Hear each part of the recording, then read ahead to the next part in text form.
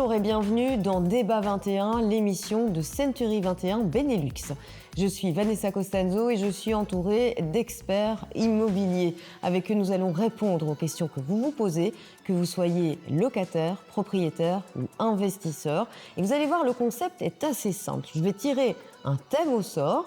Les agents immobiliers auront deux possibilités pour me répondre, d'accord, pas d'accord. Avant de commencer, évidemment, un tour de table. Bonjour à vous trois.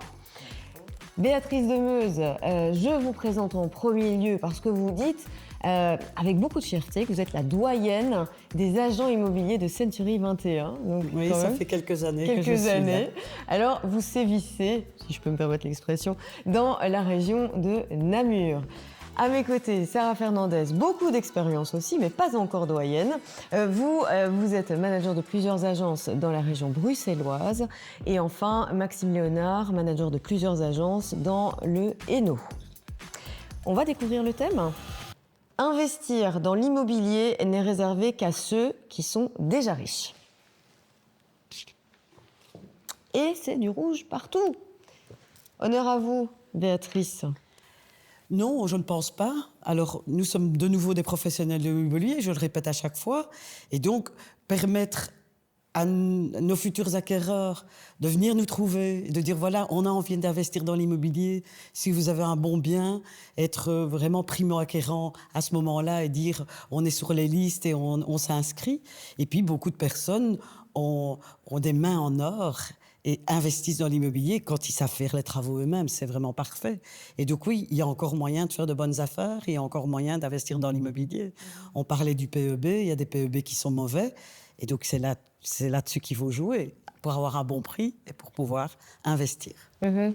Et Maxime Léonard, il y a une chose aussi qui a fait peut-être changer les mentalités en Wallonie, ou en tout cas qui a peut-être donné un peu de courage à certains, c'est qu'on a baissé les droits d'enregistrement. Est-ce que ça a réellement eu un impact positif ? Oui, tout à fait. Depuis 2025, les droits d'enregistrement sont descendus à 3% pour les primo-acquéreurs.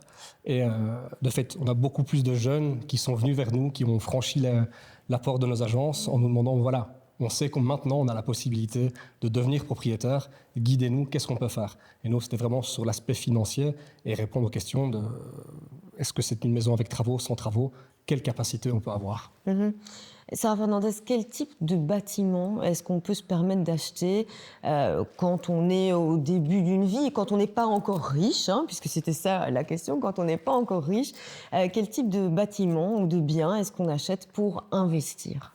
C'est plutôt donc des petites unités, appartements, ça peut être le studio ou alors appartement, une chambre, voire deux chambres, en fonction de s'il y a une ou deux personnes. C'est vrai que ça, c'est les achats souvent des primo-acquéreurs. Acheter un bâtiment, se dire qu'on prend un appart pour soi et que les locataires vont payer le reste du bâtiment plus l'appartement, ça, c'est plus possible aujourd'hui ? Non, nous, on n'a plus personne qui a cette possibilité, cette capacité. Les banques ne suivent plus.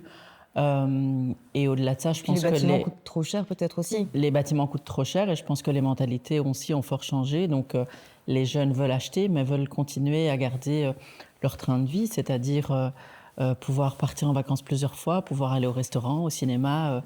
Donc voilà, donc on peut serrer la ceinture quelques mois parce qu'on achète, mais après on veut aussi l'équilibre.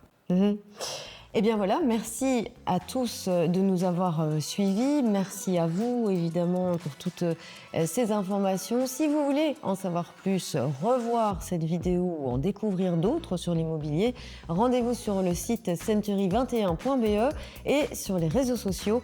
N'hésitez pas à partager et à commenter. Je vous dis à bientôt dans Débat 21.